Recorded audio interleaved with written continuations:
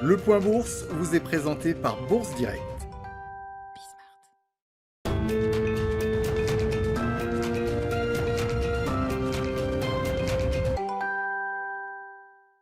Bonjour à tous, la Bourse de Paris affiche un recul de plus de 1% ce matin alors que les espoirs de trouver un accord entre démocrates et républicains pour un plan de relance global aux États-Unis s'estompent finalement.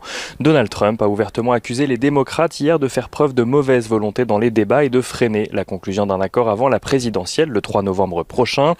Présidentielle qui souffre à présent d'un risque d'ingérence étrangère selon le directeur du renseignement national des États-Unis qui a déclaré que l'Iran et la Russie avaient eu accès aux informations concernant les inscriptions sur les listes électorales. Même si aucun piratage n'est en cause, cela vient rajouter de l'incertitude sur le bon déroulé de l'élection et notamment sur la possibilité d'une contestation du résultat par la suite. Sur le front sanitaire, l'Europe continue à imposer des mesures de restriction. Rome va décréter un couvre-feu prochainement, tandis que la Belgique envisage un confinement dès la semaine prochaine.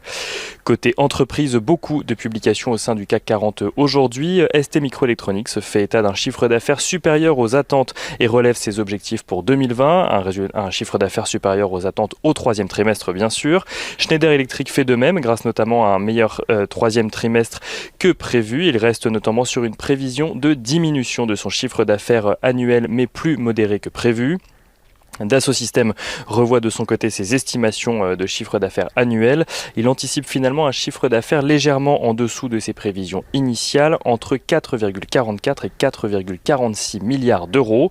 Thales confirme de son côté ses prévisions pour 2020, tandis que Hermès International voit ses ventes augmenter au troisième trimestre, même si le groupe ne se prononce pas pour la fin de l'année.